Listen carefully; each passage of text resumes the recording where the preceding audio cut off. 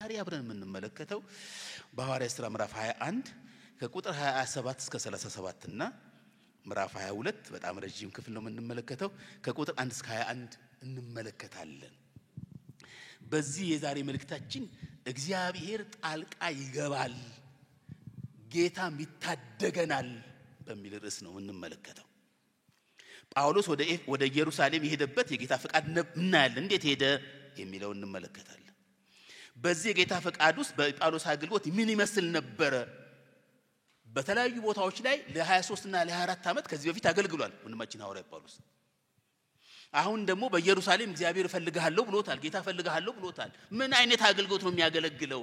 ከሌሎቹ አገልግሎቶች ሁሉ ይለያል ወይስ ያንኑ አገልግሎት ነው የሚያገለግለው? እሱን አብረን እንመለከታለን። የጌታ ፈቃድ ሲፈጸም የእግዚአብሔር ትድግና ከማን ጋራና እንዴት ነው እግዚአብሔር ያወጣው? እሱና ያለን ከሐዋርያ ጳውሎስ ሕይወት ውስጥ የጌታ ትድግና ለመምጣት ምን መመሪያዎች አሉ የሚለውን አብረን እንመለከታለን ማለት ነው። ስለዚህ አሁን ለአሁኑ ፈቃዳችሁ ቢሆን ቆመን የሐዋርያት ሥራ ምዕራፍ 21 ከቁጥር 27 እስከ 36 እና ረጅም ክፍል እንደሆነ አነባለሁ፣ ግን ቆመን እናነባለን። እኔ አዲሱ መደበኛ ትርጉም ነው የማነበው። ስለዚህ ሌላውንም የያዛችሁት አብረን እንመለከታለን። በጌታችን በኢየሱስ ክርስቶስ ስም አነባዋለሁ። እንደዚህ ይላል። ኢየሩሳሌም በደረስን ጊዜ ወንድሞች በደስታ ተቀበሉን። በማግስቱም ጳውሎስና ሌሎችንም ያዕቆብን ለማየት ሄድን። ሽማግሌዎችም ሁሉ በዚያ ነበሩ። ጳውሎስም ሰላምታ ካቀረበላቸው በኋላ እግዚአብሔር በእርሱ አገልግሎት አማካኝነት በአሕዛብ መካከል ያደረገውን ሁሉ በዝርዝር አስረዳቸው። እነርሱም ይህን ሲሰሙ እግዚአብሔርን አመሰገኑ። ጳውሎስንም እንዲህ አሉት፣ ወንድም ሆይ በብዙ ሺህ የሚቆጠሩ አይሁድ እንዳመኑ ተመልከት። ሁሉም ደግሞ ለሙሴ ሕግ የሚቀኑ ናቸው። በአሕዛብ መካከል የሚኖሩ አይሁድ ሁሉ ሙሴን እንደተውና ልጆቻቸውን እንዳይገረዙ በቆዩ ልማዳችን መሰረት እንዳይኖሩ እንደምታስተምር ስላንተ ተነግሯቸዋል። መምጣትን መስማታቸው የማይቀር ነውና እንግዲህ ምን እናድርግ? ስለዚህ የምንልህ አድርግ። ስለት ያለባቸው 4 ሰዎች በእኛ ዘንድ አሉ። እነዚህን ሰዎች ይዘህ ከእነርሱ ጋር የመንጻት ሥርዓት ፈጽም። ራሳቸውን እንዲላጩ የሚጠይቀውን ገንዘብ ክፈልላቸው። በዚህም ስላንተ የተነገራቸውን ሰዎች ሁሉ የሰሙት እውነት እንዳልሆነና አንተ ራስህ ሕጉን ጠብቀህ የምትኖር መሆኑን ያውቃሉ። ከአሕዛብ ወገን ያመኑት በተመለከተ ግን ለጣዖት የሰዋ ምግብ፣ ደምና ታንቆ የሞተ ከብት እንዳይበሉ ደግሞም ከዝሙት ርኩሰት ራሳቸውን እንዲጠብቁ ወስነን ጽፈንላቸዋል። ጳውሎስም በማግስቱ ሰዎች ይዞ ሄደ። አብሯቸውም የመንጻት ሥርዓት ፈጸመ። ከዛም የመንጻቱን ሥርዓት መቼ እንደሚያበቃና የእያንዳንዳቸው መስዋዕት መቼ እንደሚያቀርብ ለማስታወቅ ወደ ቤተ መቅደሱ ገባ። ቁጥር 27 ላይ 7ቱ ቀንም ሊፈጽም ሲቃረብ ከእስያ አውራጃ የመጡት አይሁድ ጳውሎስን በቤተ መቅደሱ ባዩት ጊዜ ሕዝቡ ሁሉ አስነስተው ያዙት። እንዲህም እያሉ ጮኹ፣ የእስራኤል ሰዎች እርዱን! ሕዝባችንና ሕጋችን እንዲሁም ይህን ስፍራ በማጥላላት በደረሰበት ሁሉ የሚገኙትን ሰዎች ሁሉ የሚያስተምረው ሰው ይህ ነው። ከዚህ በላይ ግሪኮችን ወደ ቤተ መቅደስ እያስገባ ይህን የተቀደሰ ስፍራ የሚያረክሰው እርሱ ነው። ይህንም እያሉት ቀደም ሲል የኤፌሶኑን ሰው ጥሮፊሞስን ከጳውሎስ ጋር በከተማ ውስጥ ስላዩት ጳውሎስ እርሱ ወደ ቤተ መቅደስ ይዞ የገባ ስለመሰላቸው ነበር ይላል። ሌላውን በኋላ እናነባለን። አጭር ጸሎት እናድርግ። የዘላለም አምላክ ቅዱስ እግዚአብሔር ሆይ እናከብርሃለን፣ እናመሰግንሃለን። በብዙ ጉዳይ ላይ ጣልቃ እንድትገባ እንፈልጋለን። እባክህ መንገድህን አሳየን። ጳውሎስን የረዳህ ጣልቃ እንደገባህለት ፈቃድህን እንደፈጸምክ በጌታችን በኢየሱስ ክርስቶስም ለእኛም ይሁንልን።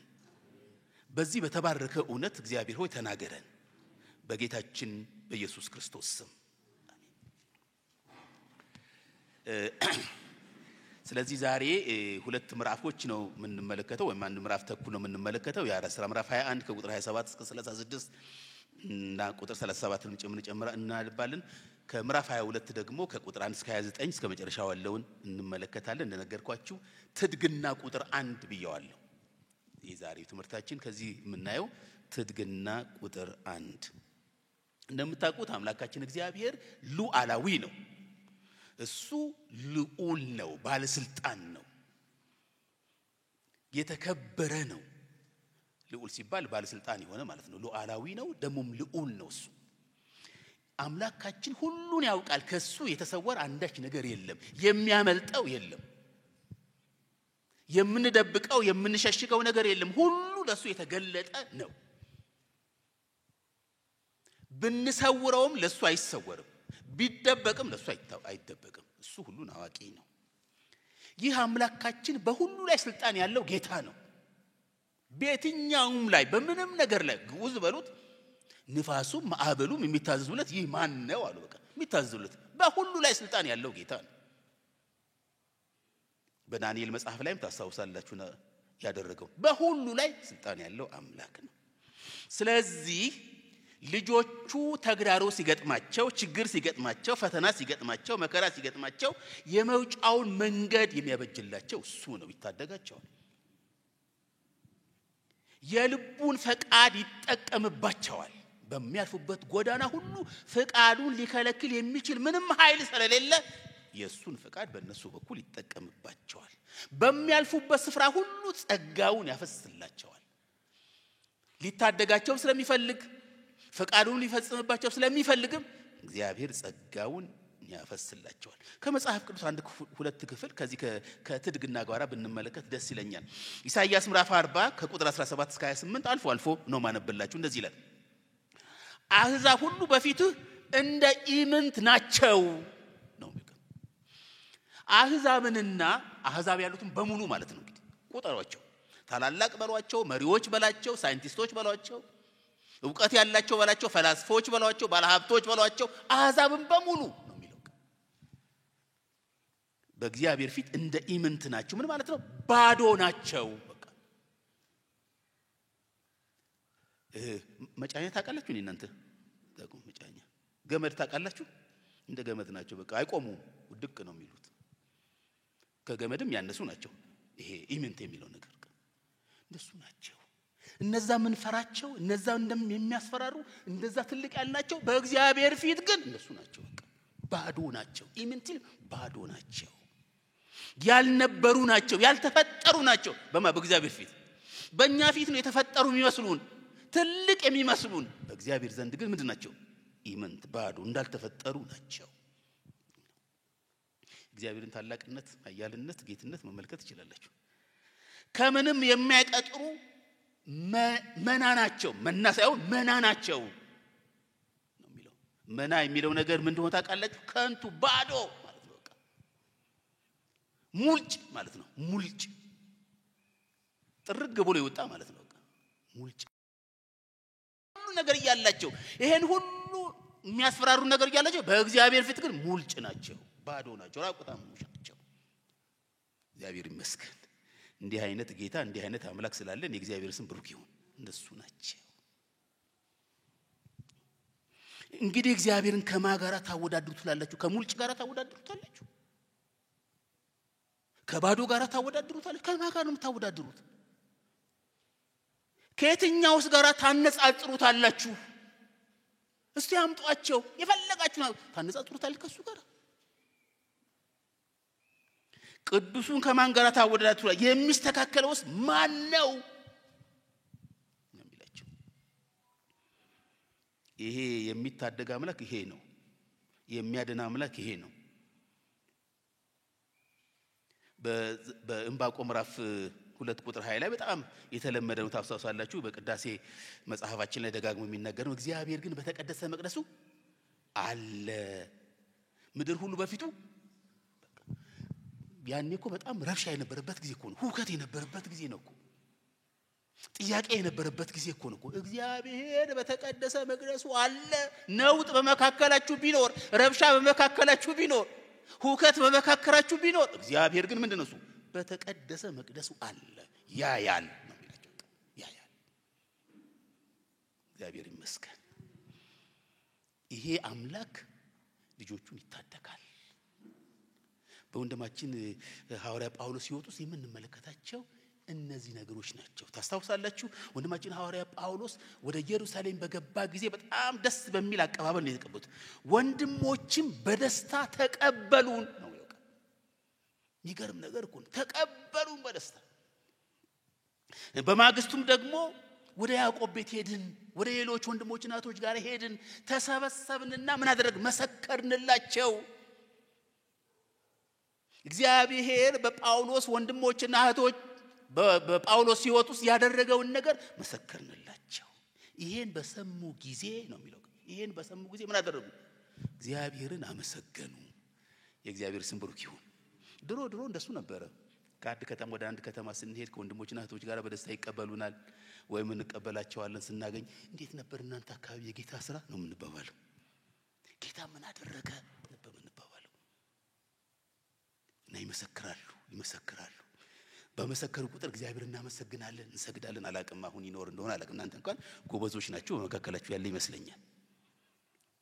በአንዳንድ ቦታዎች ላይ ይሄ ነገር የቀረ ይሄ ልምድ የቀረ ይመስለኛል። በዛ ጊዜ እንደሱ ነበሩ። እግዚአብሔርን አመሰገኑ፣ ለእግዚአብሔር ክብር ሰጡ። ስለ ዳኑ ነፍሳቶች እግዚአብሔር ስለሰራው በጳውሎስ ስላደረገው ታላቅነት እግዚአብሔርን አመሰገኑ፣ አከበሩት። የእግዚአብሔር ስም ብሩክ ይሁን። ከዛ በኋላ ዘዴ ፈለጉ። እንደምታውቀው ወንድማችን ሐዋርያ ጳውሎስ ስላንተ የሚሰማው ነገር መጥፎ ነው።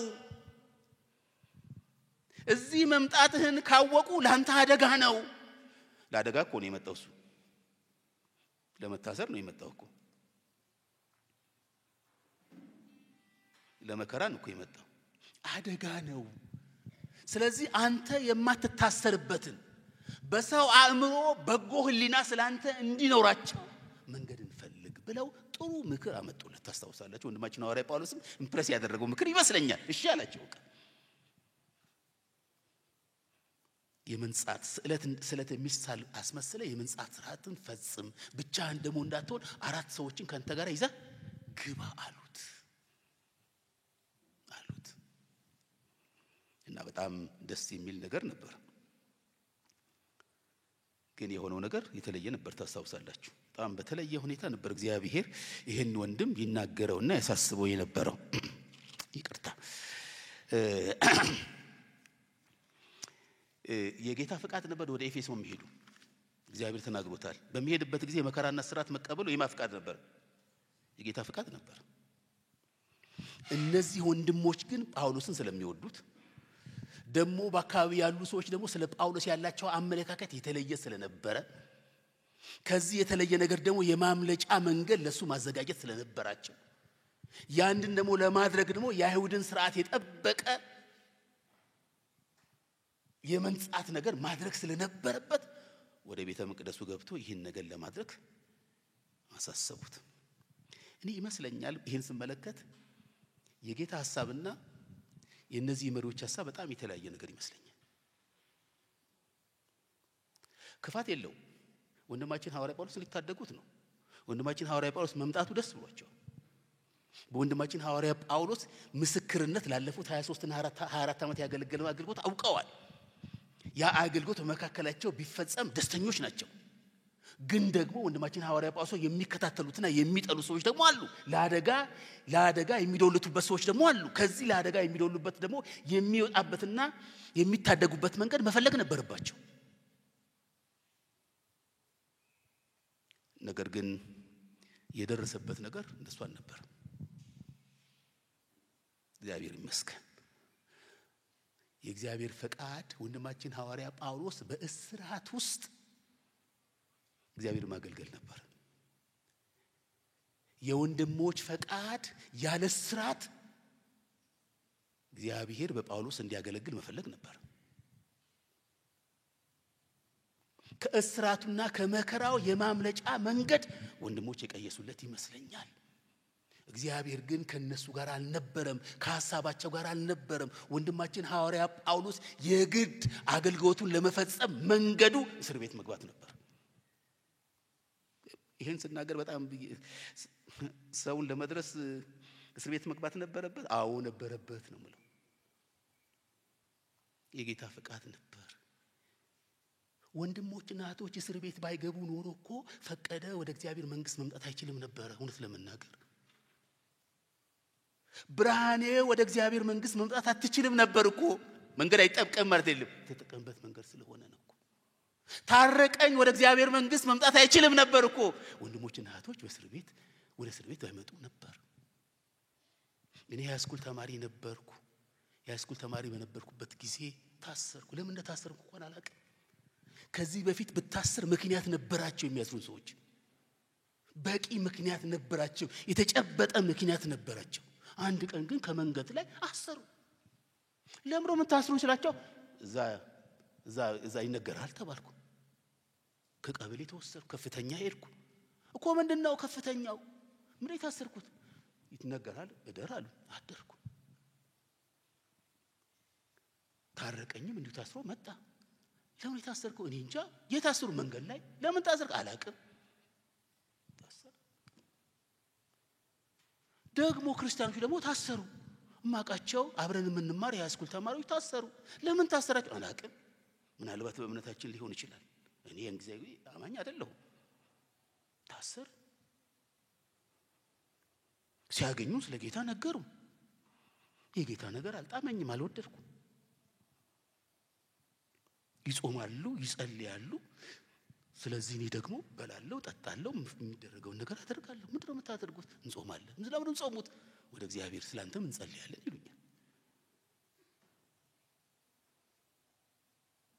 ስለታረቀኝም እንጸልያለን ይላሉ። እንጸልያለን። በምንም አቅጣጫ ክርስትና ለመቀበል በጣም ለኔ አስቸጋሪ ጊዜ ነበር። የጊዜ በጣም አስቸጋሪ ጊዜ ነበር።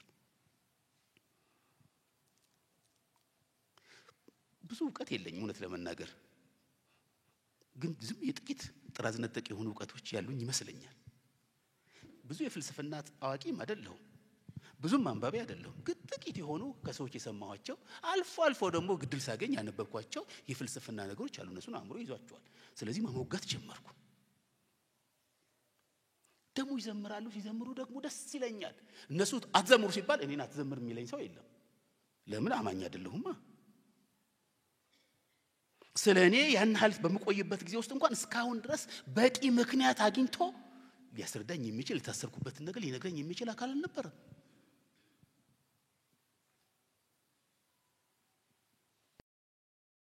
እነዚህ የተወሰኑ ሰዎች ተፈቱ።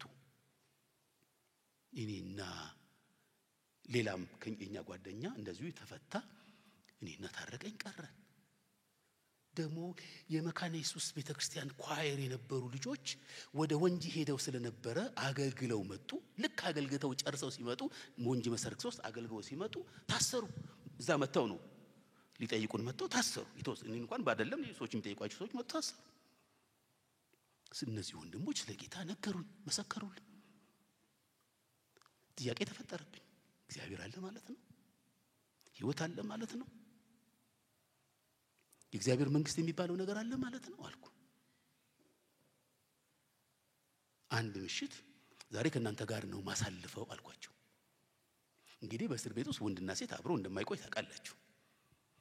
የዛን ጊዜ ያንን የሚመሩ የነበሩት አቶ ፍርጋሳ የሚባሉ ሰው አስፈቀድን እና አብረን ቆየን። በዛ ምሽት ለ14 ዓመት ራቁቷን የነበረች ወደ ትምህርት የሴት ሁሉ ጊዜ የማያት ሙሾ የምታሙሽ ወይም ምትል ብርሃኔ የምትባል ሴት መጣች። በዛን ጊዜ የሀገሪቱ ርዕሰ ብሔር በዛ ከተማ ሄዱ ስለነበረ የሌላም አገር መንግስት ከሳቸው ጋራ ያልፍ ስለነበረ እንጂ እብድ የሆነች ሴት ራቁቷን መንገድ ላይ የምትቀመጥ ሴት ወደ ሌላ ቦታ መጠጋት አለባት ተብላ እስር ቤት ይዘዋት መጡ። እስር ቤት እያለን ምስክርነት ተጀመረ። ለመሆኑ አንቺ እንዴት ነው ወደ ጌታ የመጣሽ አልኳት። ማቃቸው የኔ ተማሪዎች የኔ አብረን ምንማር ልጆች ናቸው ነገሩ። አንተስ? ይሄን ስንል ብርሃኔ ትጮኻለች፣ ኦ ትላለች። ምን ሆነች ብርሃኔ? ስለዛ ጸሎት የተደረገ ነገር የለም። የጌታን ቃል ነው የሚናገሩት። የህይወታቸውን ምስክርነት ነው የሚያወሩት።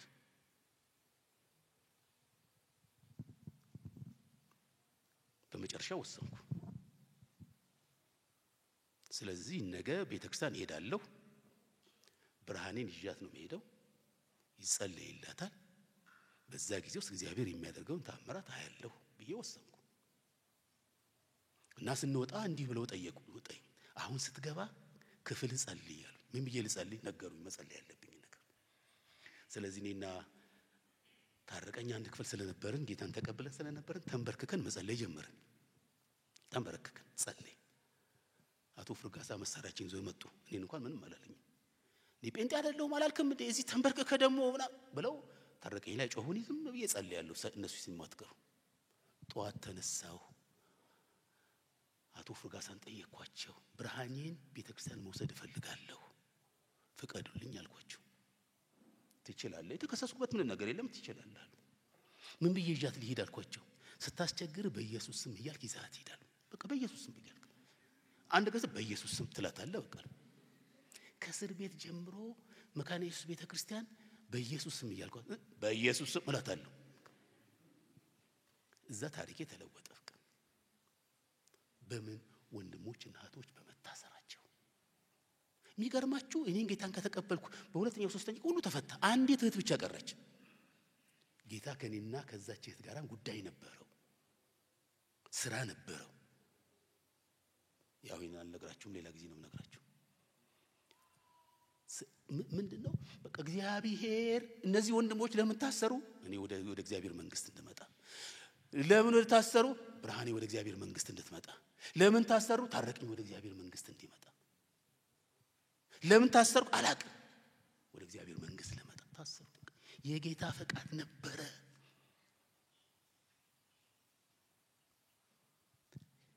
ያሁኑ አገልግሎት ወንድማችን ሐዋርያ ጳውሎስ ከዚህ በፊት ካገለገለው አገልግሎት የተለየ አገልግሎት ነው የሚያገለግለው። ድሮ በየከተማው ነበር የሚሄደው፣ በየምኩራቡ ነበር የሚሄደው፣ በየቤተሰቡ ነበር የሚሄደው፣ በየቤቱ ነበር የሚሄደው። አሁን ግን እግዚአብሔር እንዲያገለግልበት የፈቀደበት መንገድ የተለየ ነበር። በተለየ መንገድ በተለየ አካሄድ የጌታን አገልግሎት እንዲያገለግል እግዚአብሔር እንደጠራው እናያለን። አገልግሎቱ ምንድነው ስንል ስላንበበላችሁ በዚህ በሐዋርያት ሥራ ምዕራፍ 20 ላይ ታስታውሳላችሁ። መንፈስ ቅዱስ ወደ ኢየሩሳሌም እንዲሄድ ግድ እያለኝ ነው አለ። በቃ ግድ እያለኝ ነው፣ መሄድ አለብህ እያለኝ ነው። ፐርፐዝ እንዳለው ስራ እንዳለው ይሄን ተረድቻለሁ፣ ግድ እያለኝ ነው ይላል። ይሄንን በምዕራፍ 22 ላይ እንደዚህ እናገኛለን። ምዕራፍ 22 ቁጥር 11 ላይ ላንበብላችሁ። በሚቀጥለው ሌት ጌታ ባጠገቤ ቆሞ ጳውሎስ ሆይ አይዞ፣ በኢየሩሳሌም እንደመሰከርክልኝ በሮም ደግሞ ልትመሰክርልኝ ይገባሃል። ኢየሩሳሌም እግዚአብሔር ጳውሎስን በመታሰር ውስጥ አገልግሎት እንዲሰጥ ያደረገው እንዲመሰክርለት ነው። ልትመሰክርልኝ ይገባሃል። ሜት በኢየሩሳሌም እንደመሰከርክልኝ ስለኔ በኢየሩሳሌም እንደተናገርከው እዚህ ደግሞ ባለው ሁኔታ ውስጥ እንድትናገር ወስደሃለሁ ብሎ ነው የሚናገረው። ስለዚህ የሐዋርያው ጳውሎስ አገልግሎት በኢየሩሳሌም ምንድነው ስንል ምንድነው እሱ? መመስከር ነው። ስለ ጌታችን ስለ ኢየሱስ ክርስቶስ መመስከር ነው። ምስክርነቱ በተለየ መንገድ ነው፣ ግን መመስከር ነበር። የሚገርመው ነገር የወንድማችን ሐዋርያ ጳውሎስ አገልግሎት የሚመሰክርላቸው ሰዎች እስቲ ልንገራቸው፣ አንዳንዶቹን እንመልከት። የከተማ ሁሉ ህዝብ በተሰበሰበበት ነው የሚመሰከረው። የት ይገኛል? የከተማው ሰው ሁሉ በተሰበሰበበት። ሁከት ተፈጥሮ ችግር ተፈጥሮ ችግሩን ለማዳን ተብሎ የተጠሩ ሰዎች ሁሉ በተሰበሰቡበት ለነዚህ ሁሉ ሰው ነው ሐዋርያ ጳውሎስ ወንጌል የመሰከረው። የሮም ገዢዎች ባሉበት፣ ወታደሮች ባሉበት ሁሉ ነው የመሰከረው። አንዳንዶቹ ስለ ጌታ የሚያውቁት ነገር የለም፣ ስለ ክርስቶስ ኢየሱስ የሚያውቁት ነገር የለም። የአይሁድ እምነት አለ፣ የራሳቸው እምነት አለ። ይሄን ነው የሚያውቁት። እነዚህ ሁሉ አቴንቲቭሊ ያዳመጡ በሚሰቡበት መልክ እግዚአብሔር ያገኘ። ፍርድ ችሎት ላይ ተቀምጦ ወይም ቆሞ ነበር የመሰከረው። ዳኞች ባሉበት፣ ፈራጆች ባሉበት በእነሱ ሁሉ ፊት ነው የመሰከረው። የህብረተሰቡ አካላት ተብሎ የሚጠሩት አባላት ተብሎ የሚጠሩት ሁሉ በተገኙበት ነበር ወንድማችን ሐዋርያ ጳውሎስ የመሰከረው። የአይሁድ አለቆች እነማን? ፈሪሳውያን የነበሩበት፣ ጸሐፍት የነበሩበት፣ ካህናት የነበሩበት፣ ሰዱቃውያን የነበሩበት ሁሉ ሊሰሙ በሚችሉበት መንገድ ነበረ ወንድማችን ሐዋርያ ጳውሎስ የጌታን አገልግሎት በመታሰር ውስጥ ያገለገለው። በአጋጣሚ አልነበረም። ወንድማችን ሐዋርያ ጳውሎስ እስር ቤት የገባው? በፍጹም። እግዚአብሔር ይመስገን የጌታ ፈቃድ ነበረ። በአጋጣሚ አልነበረም። ወንድማችን ሐዋርያ ጳውሎስ ይመሰክር የነበረው እግዚአብሔር በሐዋርያ ጳውሎስ በዚህ መንገድ ህዝቡ ወንጌል እንዲሰማ ለማድረግ ፈልጎ ነው። ስንት ህዝብ ወደ እግዚአብሔር መንግስት እንደመጣ የተጻፈ ነገር የለም። እግዚአብሔር ግን ህዝቡ ሁሉ የጌታ ቃል እንዲሰማ ወንድማችን ሐዋርያ ጳውሎስ በኢየሩሳሌም የነበረው አገልግሎት ይጠቀምበት ነበር። በጌታ የተወደዳችሁ ወንድሞችና እህቶቼ አንዳንዴ በማንፈልግበት መንገድ ብንሄድም እግዚአብሔር ጉዳይ አለው። የሚወዱን የሚናፍቁን የኛን አገልግሎት የሚፈልጉ ሰዎች ከለላ ቢያደርጉልም የጌታን ፈቃድ ግን ሊያግዱ አልቻሉም። ሊደብቁት፣ ሊሸሽጉት፣ ሊያስመልጡት ፈለጉ። ወንድማችን ሐዋርያ ጳውሎስ ከነሱ ጋር ተስማማ።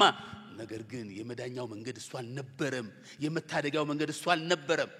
በዛ መንገድ ውስጥ አልፎ የእግዚአብሔርን ክብር በመግለጥ አኳያ እንዲያገለግል የእግዚአብሔር ፈቃድ ነበረ።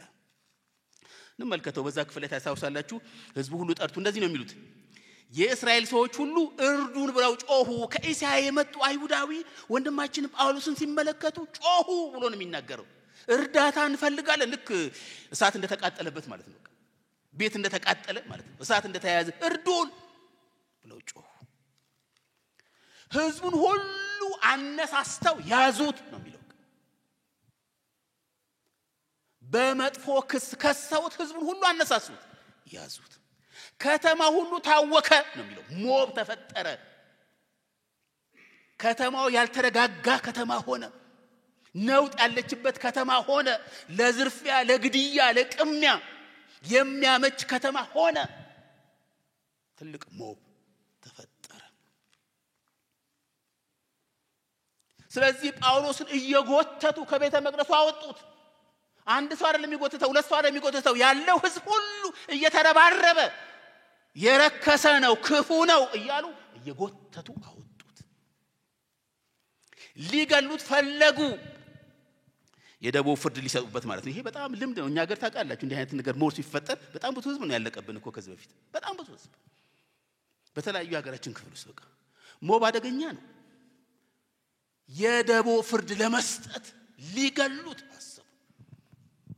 ከዛ ውስጥ ሊያመልጥ የሚችል አይመስለኝም በሰው አእምሮ ውስጥ ተመለከቱት። ከተማ ሁሉ ወጥቶ፣ ህዝብ ሁሉ ወጥቶ፣ አለቆች ሁሉ ወጥተው በእጃቸው ወድቆ እየጎተቱ ነው የሚለው እኮ።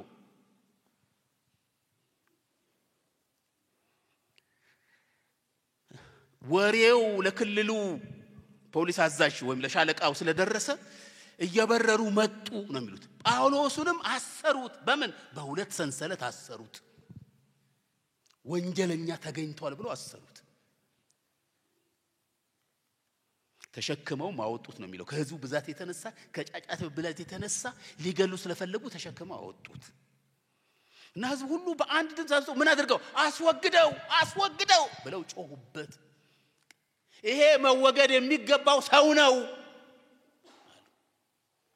አንዳንድ ጊዜ አንዳንዱ ጉዳይ በአይሁድ ስርዓት ውስጥ ልክ ናቸው።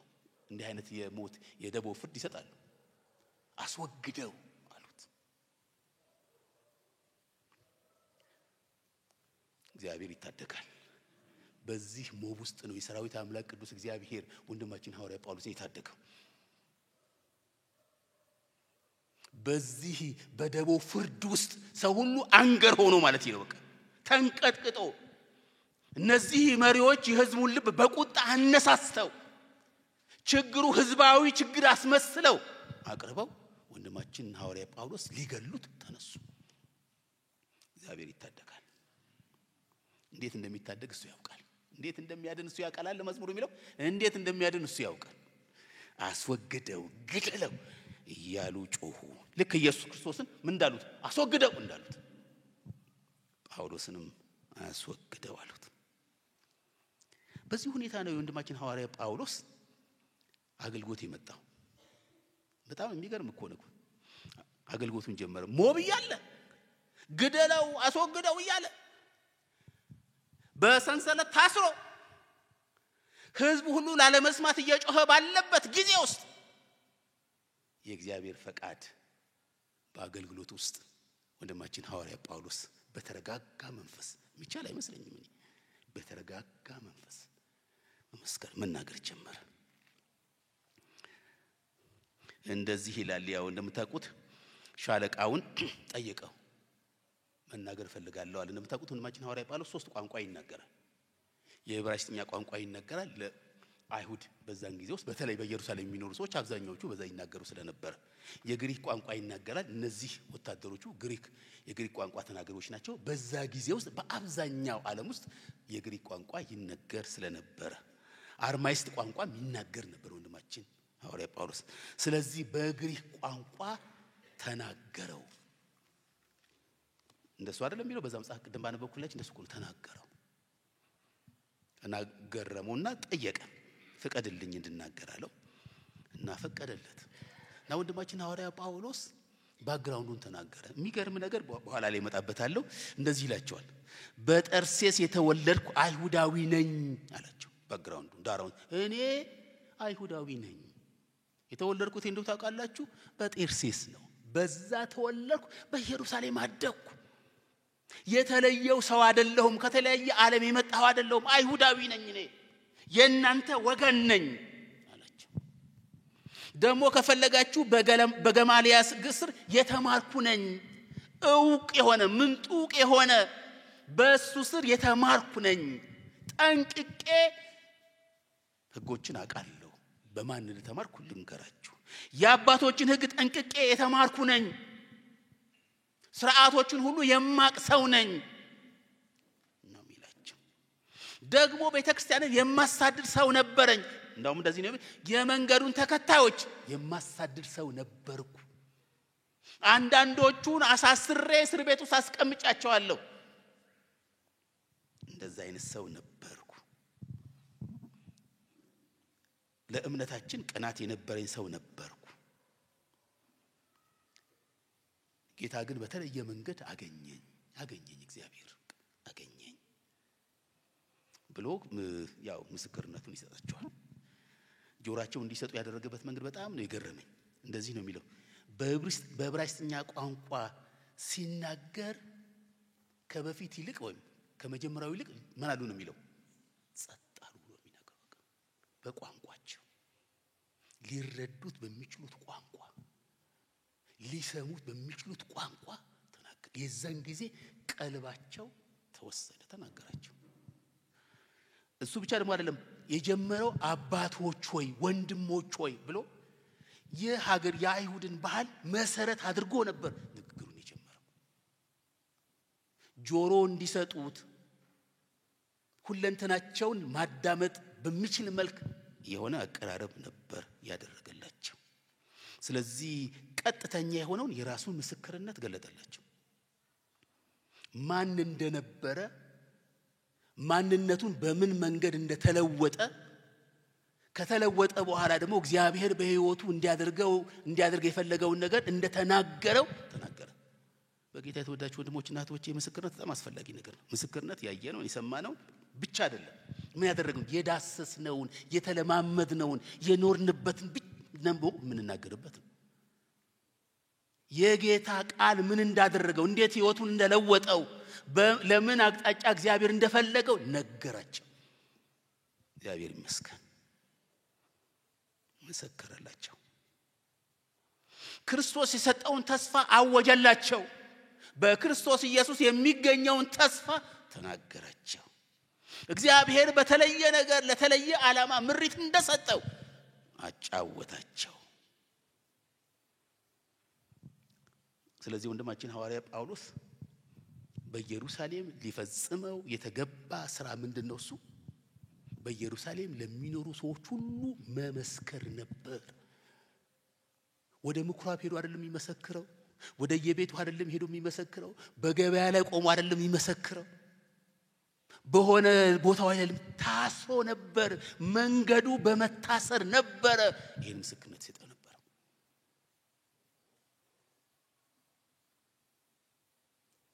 ባልተረጋጋ ሁኔታ ውስጥ ሁከት ባለበት ሁኔታ ውስጥ በእግዚአብሔር መንፈስ ተረጋግቶ ስለዚህ እኮ ነው ነፍሴ መደዘን እንደማትከብ እንደከንቱ ነገር ቆጥራታለሁ። ተረጋግቶ አርቲኩሌት አድርጎ የግል ህይወቱንና እንዴት ጌታ እንደለወጠው በሚገልጽ መልክ እግዚአብሔር ተጠቀመበት። እግዚአብሔር ይመስገን። በእሱ አገልግሎት የከተማው ህዝብ ወንጌል ሰማ። በእርሱ አገልግሎት ተቃዋሚዎች ወንጌል ሰሙ። በእርሱ አገልግሎት የሮም ባለስልጣንና ወታደሮች የጌታን ቃል ሰሙ። በእርሱ አገልግሎት የምኩራብ አለቆች የይሁዳ አለቆች ወንጌልን ሰሙ። የሚገርመኝ ነገር ይህን ምስክር ከሰሙ በኋላ እንደገና ያደረጉት ነገር ነው የሚገርመኝ። እንደዚህ ይላል፣ ይህን ምስክር ከሰሙ በኋላ ይህስ ከምድረ ገጽ ይወገድ፣ በህይወት መኖር አይገባውም ብለው ጮሁ ነው የሚለው። ጸጥ ብለው አዳም ስንት ደቂቃ እንደፈጀበት አላውቅም፣ ግን በጣም ጆሮአቸውን ሰጥተው ልባቸውን ሰጥተው ፈቃዳቸውን ሰጥተው ያዳመጡበት ጊዜ ነበር። እንደገና ሞብ ተነሳ። ይሄ ሰው ከምድር ገጽ መወገድ አለበት፣ ከከተማ አይደለም መውጣት ያለበት፣ ከአይሁድ አይደለም መባረር ያለበት፣ በፍጹም በህይወት ሊኖር አይገባው አሉ። የነሱ አልቲሜት ጎላቸው ወንድማችን ሐዋርያ ጳውሎስን መግደል ነው። የእግዚአብሔር አልቲሜት ጎሉ ደግሞ ምስክርነት መስጠት ነው። እግዚአብሔር ይመስገን። በወንድማችን ጳውሎስ ውስጥ አገልግሎቱን መስጠት ነው። ስለዚህ ወገዳሉት። እንደዚህ ነው የሚለው። ጮሁ፣ ልብሳቸውን ወረወሩ፣ ትቢያ በተኑ። ደግሞ ምን አሉ? አስወግደው አስወግደው አሉ። እስቲ ተመልከቱት። የከተማ ህዝብ ሁሉ ተሰብስቦ በአንድ ሰው ላይ ያውም ተከቦ እንዲህ አይነት ነገር ሲፈጠር ሊሆን የሚችለውን ነገር መመልከትና ማሰብ የሚገባ ይመስለኛል። እግዚአብሔር ጳውሎስን ታደገው። በጌታ የተወደዳችሁ ወንድሞቼና እህቶቼ፣ በእግዚአብሔር ፈቃድ ላይ ስንኖር፣ በእግዚአብሔር ፈቃድ ላይ ስንታመን፣ በእግዚአብሔር ፈቃድ ላይ ስንቀመጥ እግዚአብሔር ይታደገናል።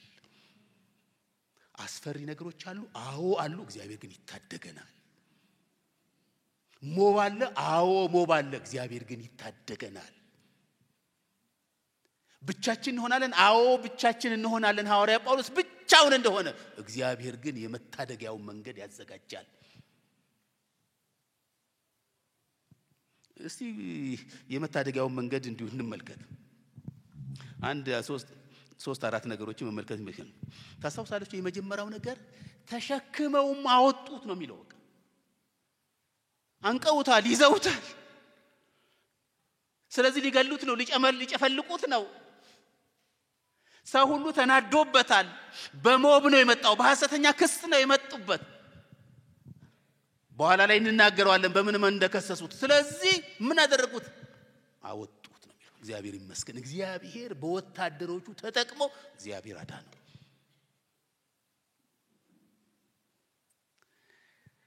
ወታደሮቹን ሳይሆን መደብደባቸውን አቆሙ ነው የሚሉት። እየደበደቡት ነበር፣ እየቀጠቀጡት ነበር። ልክ ወታደሮቹ ሲመጡ መደብደባቸውን አቆሙ። እግዚአብሔር የመታደጊያ መንገድ አዘጋጀ። እዛ ቤተ መቅደሱ አካባቢ ቢቆይ እንደሚጨፈጭፉት እንደሚያጠፉት ታወቁ። ስለዚህ የጦር አዛዡ ማነሱ ሻለቃው ወደ ጦር ምንድነው የጦር ሰፈር ውስጥ እንዲገባ አደረጉት። እግዚአብሔር የማዳኛ መንገድ አዘጋጀለት። እግዚአብሔር ያድናል። እግዚአብሔር ያድናል። እነዚህ ወታደሮች ከወንድማችን ሐዋርያ ጳውሎስ ጋር የልብ አንድነት የላቸውም። ታውቃላችሁ? ወረድ ብላችሁ ተመለከቱት። ሊገርፉት ነው። አሁን በጠፈር አስረው ሊገርፉት ነው። ተገቢውን ቅጣት ሊሰጡት ነው። እግዚአብሔር ይመስገን። እግዚአብሔር ግን በእነዚህ ክፉ በሚያደርጉ ሰዎች አማካኝነት ጌታ ታደገው። እግዚአብሔር እንደዚህ ነው የሚታደገው። ቆይቷል፣ ብዙ አመታት ሆኖታል።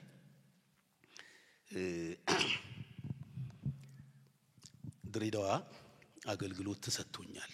ምናልባት የዛሬ 35 አመት ገደማ ይሆናል ብዬ አስባለሁ። ከዛ እና በዛ ጊዜ ውስጥ ያው የትራንስፖርት በመኪና መሄድ ስለነበረብኝ በመኪና ለመሄድ ራሴን ወስኛለሁ። አርብ ቀን ጧት ሄጄ ገብቼ ቅዳሜና እሁድ ከነዚህ ወንድሞች እናቶች ጋራ የጌታን ቃል ለመካፈል ነው ያሰብኩት። ክረምት አካባቢ ነው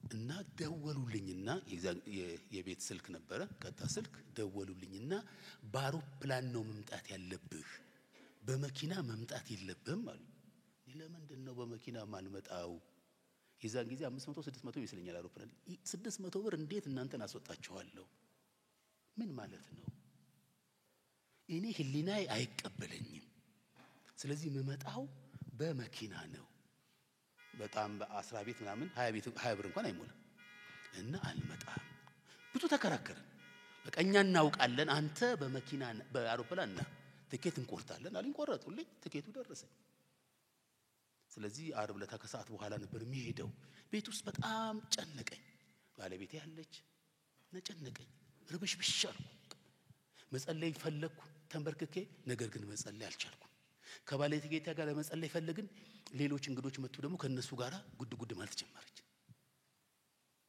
በቀለም አዋሪ ስለምኖር ለምን አልወጣምና መንገድ ላይ እየጸለይኩ ለምን አልቆይም ብዬ መንገድ ለመንገድ እየጸለይኩ ሄድኩ ሳላቆ ካሳንቺስ ደረስኩ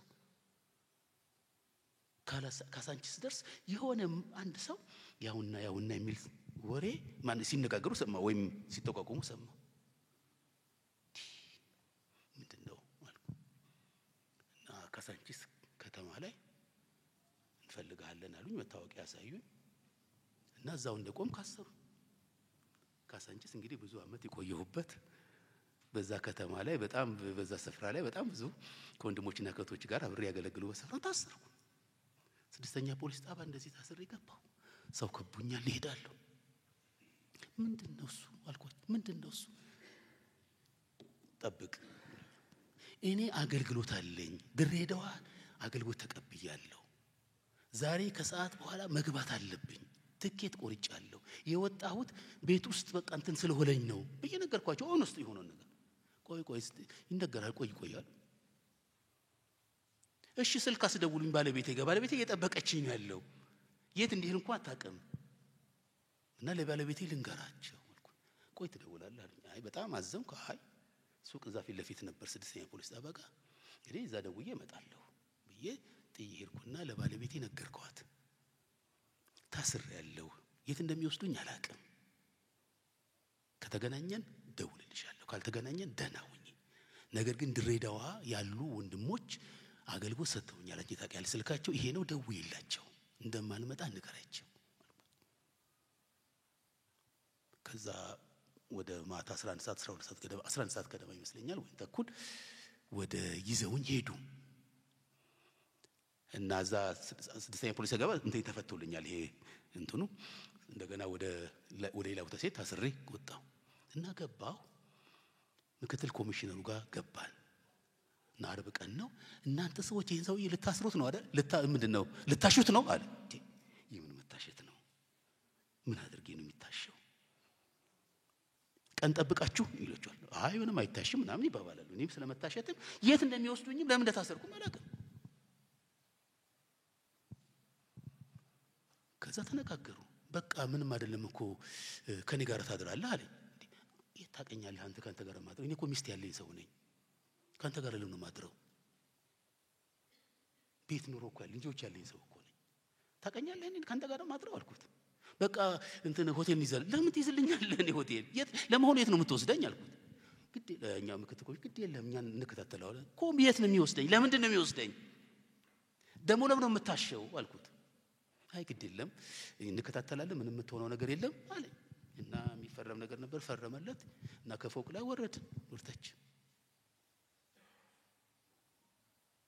ከዛ የቲሙ የዛ ቡድን ቲም ከኔ ጋር እየሄደ ነው ያለው ይሄኛው ላይኛው አስፈቀደው የሄደው ሰው ከምክትል ኮሚሽኑ ጋር እየተነጋገረ ነው ከንቱኑ ስንወርድ ከዛ ከፎቁ ላይ ስንወርድ አንተ ሰው አለኝ አንተ ሰው ከኛ ጋር ባትሄድ ይሻላል አለኝ አልኩት ከኛ ጋር ባትሄድ ይሻላል ለምን እሱን አልነግርም ከኛ ጋር ግን ባትሄድ ይሻላል ታዲያ ምን ላድርግ አልኩት ሂድና ጠይቃቸው እንዴት ይቻላል ምክትል ኮሚሽነር ስሙን ስላልነግራችሁ ፈልጌ ነው ፈርሙበታል በቃ ይዛችሁ ትሄዱ ብሎ ዋና ኮሚሽነር ቢሆን ተናግረዋል እና ዋና ኮሚሽነሩ ጋር ገባሁ እና ምክትል ኮሚሽነሩ አስፈቅጄ ነው የሄድኩት። ለዋና ኮሚሽነሩ ልንገራቸው ብዬ ነገርኩት። ገባ ሄድና ነገርኩት የእስልምና እምነት ተከታይ ነው ኮሚሽነሩ። እኔ አገልግሎት ነበረኝ። አገልግሎቴ ደግሞ ድሬዳዋ ላይ ነው። ትኬት ቆርጠውልኝ ልከውኛል።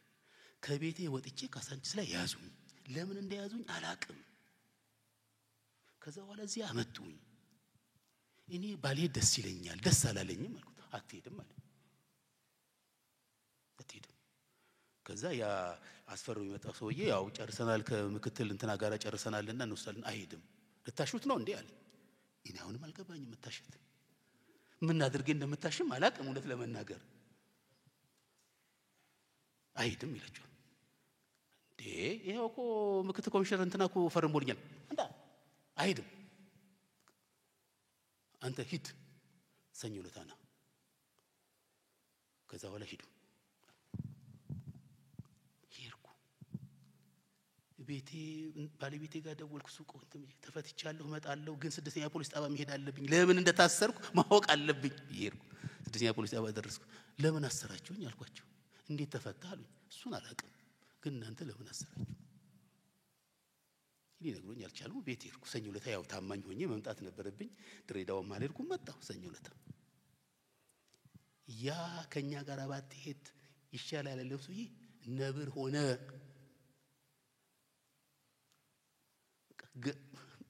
ይሄን ቋንቋን ባልተቀምጡ ይመስለኛል። በቃ እዚህ አንቆ ሲሪ ቢያደርገኝ በጣም ደስ ይለዋል።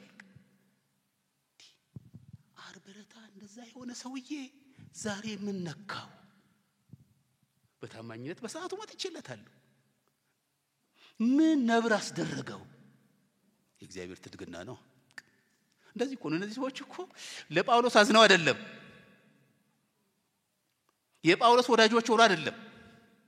በመሰረቱ ደግሞ በትክክለኛ መንገድም ፍትህን ለማስፈን ፈልገው አልነበረም። እግዚአብሔር አዘዛቸው። ተሸክመው ወጡት። እንዳይደበደብ ከለከሉት። ወደ ጦር ሰፈር አስገቡት። አንዱ እግዚአብሔር የመታደጊያው መንገድ እሱ ነበር። እስቲ ሁለተኛው እንመልከት።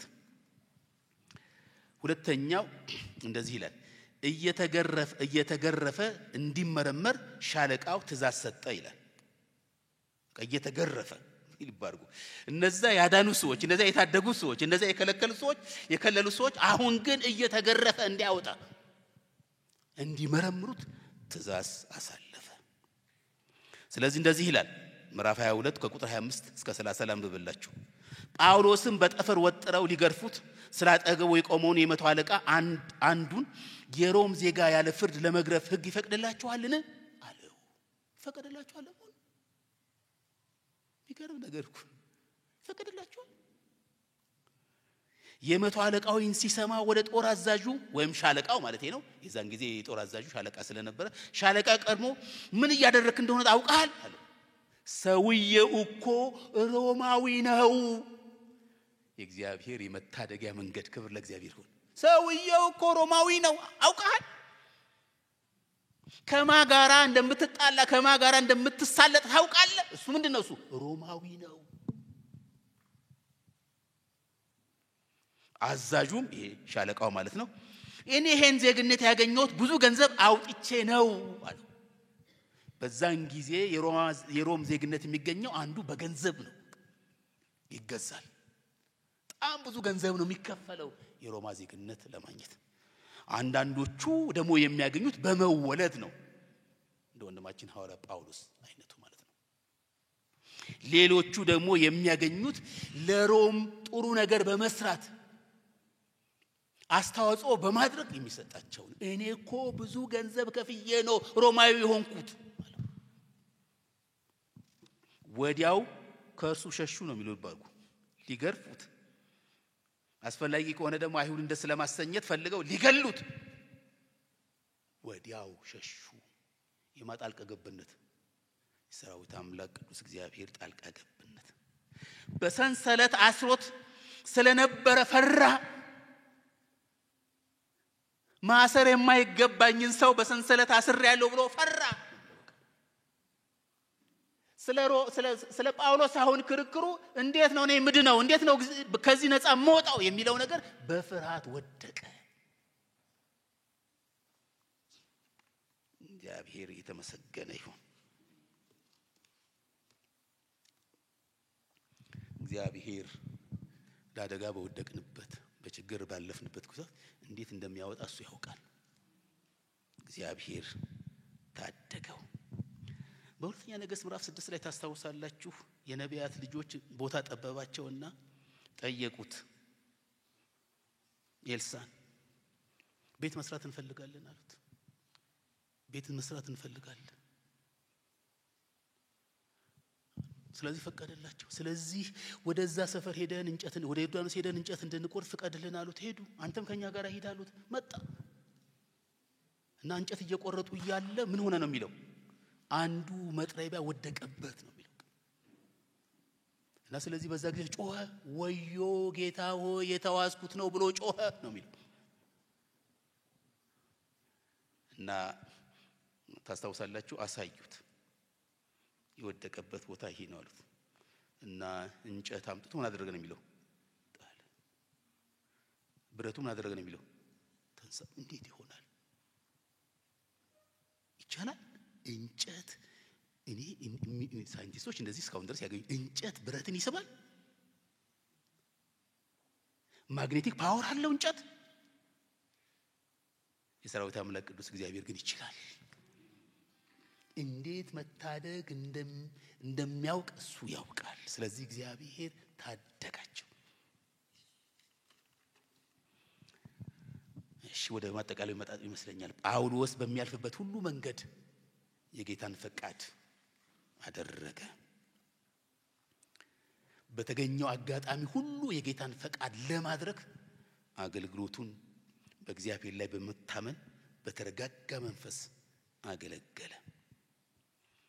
ለተሸረበበት ክስ ተገቢውን ምላሽ ወንድማችን ሐዋርያ ጳውሎስ ሰጠ። ታስታውሳላችሁ 3 ትላልቅ ክሶች ነበር የከሰሩት። ያው ከጊዜ አቅጣጫ እሱን አልተመለከትናቸው። ለነዚህ ሁሉ መልሶች በእግዚአብሔር ላይ በመታመን ጥንቃቄ በተሞላበት እድሉን ለጌታ ክብር በመስጠትና በመመስከር ምላሽ ሰጠ።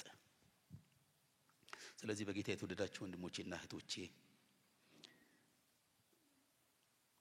በእግዚአብሔር ፈቃድ ላይ ስንገኝ እግዚአብሔር ትድግናን ያመጣልናል። እንዴት ያመጣልናል? ቤት በኩል ያመጣልናል። እሱ ያውቃል። ስለዚህ በሱ ላይ ልንታመን ልንደገፍ ያስፈልጋል። በምንም አቅጣጫ የጌታን ፈቃድ ከሚያበላሽ ማመቻመጭ ራሳችንን ልንጠብቅ ይገባናል። አንዳንድ ጉዳዮች ላይ በግድ ማለፍ ነበረበት። ጳውሎስ ስለ ጌታ ለመመስከር ስለ ጌታ ለማገልገል በእስር ቤት ማለፍ ግድ ነበረበት። ወንድሞች ወደ እስር ቤት እንዳይገባ የተቻላቸውን ጥረት አደረጉ። እሱም ያንን አደረገ። ነገር ግን የእግዚአብሔርን ፈቃድ ሊያስተጓጉሉት አልቻለም። ስለዚህ በናልባት አንዳንዶቻችን በዛ ጉዳይ ላይ ለማለፍ ተገደን ይሆን? እናመቻመች። እግዚአብሔር ትድግናን ለኛ ያመጣልና ምናልባት ጳውሎስ እና ያዕቆብ ያደረጉትን ነገር በቃ እግዚአብሔር በቃ ይሁንለት ቢሆን ሊኖሩ ያ ሁሉ አገልግሎት በሐዋርያ ጳውሎስ ውስጥ ይታይ ነበር? አይመስለኝም።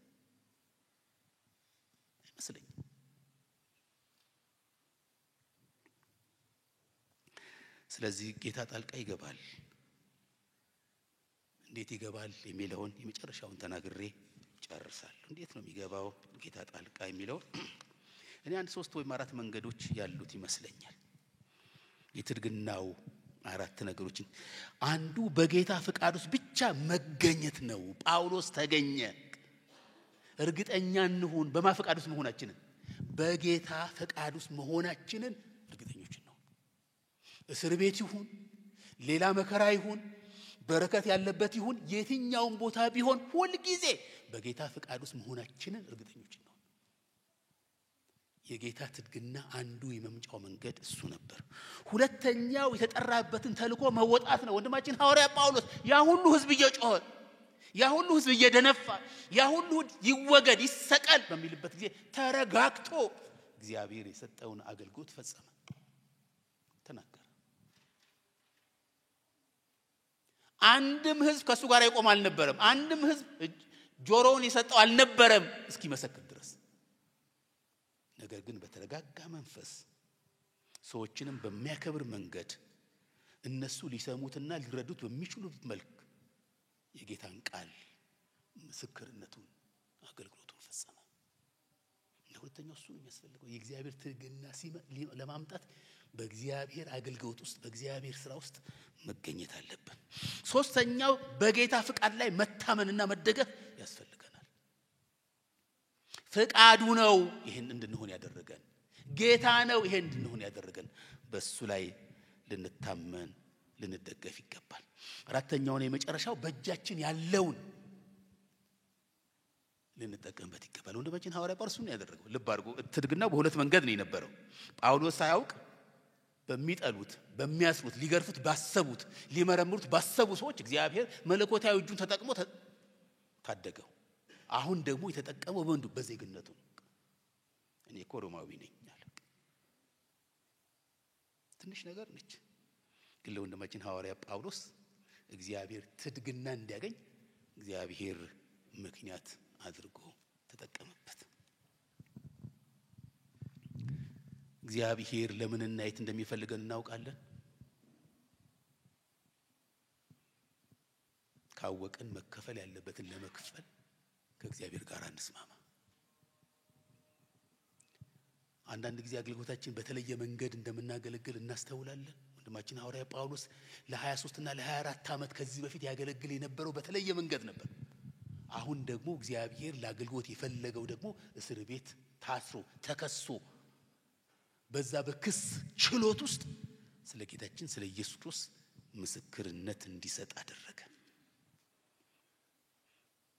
ሐዋርያ ጳውሎስ አገልግሎቱንና የጌታን ፍቃድ ሊፈጽም የግድ መታሰር ነበረበት። ስለዚህ ምናልባት አንዳንዶቻችን የግድ አሁን በመታልፉበት መንገድ ማለፍ ያስፈልግ ይሆን? አይመችም፣ መራራ ነው። ጌታችን ኢየሱስ ክርስቶስ በሰማርያ ማለት ምን ሆነበት ነው ብለው ግድ ሆነበት እኮ ግድ ሆነበት። እግዚአብሔር ይመስገን በሰማርያ መግባቱ የሰማርያ ሰዎች ወደ እግዚአብሔር መንግስት እንዲመጡ አደረገ። በሰማርያ መግባቱ በአይሁድና በሰማርያ መካከል ያለውን የጥል ግድግዳ ፈረሰ። በጌታ የተወደዳችሁ ወንድሞቼና እህቶቼ አንዳንድ ጊዜ የግድ ማለፍ አለብን። ሌሎች ሰዎች በዛ እንዳልፍ እንኳን ግድ ቢሉንም ነገር ግን የጌታ ፍቃድ ይሻላልና ይበጃልና ፍሬ ያለውና በዛ ለማለፍ ግድ ሊለን ይገባል። የጌታ ፍቃድ ስንፈጸም የእግዚአብሔር ጸጋ የእግዚአብሔር ትድግና ይመጣልናል። ማንም ምንም ቢመጣ እግዚአብሔር ይታደገናል። ስለዚህ እነዚህን አራት ነገሮችን ዛሬ እንድናደርግ ላሳስባችሁ ፈልጋለሁ። በተለያየ መንገድ የምታልፉ ወንድሞችና እህቶች፣ ጥያቄ ያለባችሁና ሙግት ያለባችሁ ወንድሞችና እህቶች፣ የጌታ ፍቃድ ነው አይደለም ብላችሁ ለምትከራከሩ ወንድሞችና እህቶች እነዚህን አራት ነገሮችን የትድግናውን አራቱን መመሪያዎችን እንድናስብ ልናገር ፈቃለሁ። በእግዚአብሔር ፍቃድ ውስጥ ተገኙ ወገኖች። ይምረርም የጌታ ፍቃድ ነው የሚሻለው። ተልኳችሁን እንወጣ። በከፈተልን እግዚአብሔር በር ተረጋግተን በእግዚአብሔር ላይ ታምነን አገልግሎታችንን ፈጽም። እግዚአብሔር በሰጠን መልእክቱ ላይ ሐሳብ ላይ እንቁም። ያለንን ድርሻችንን እንወጣ። እግዚአብሔር ይርዳን። እግዚአብሔር ይታደጋል። የሚቀጥለው ሳምንት ጌታ ቢፈቅድና ብንኖር የሐዋርያ ሥራ ምዕራፍ 23 ነው የምናጠናው። ስለዚህ ዛሬ ትድግና 2 ይቀጥላል ማለት ነውና እግዚአብሔር ቢፈቅድ በዛን አብረን እንመለከታለን።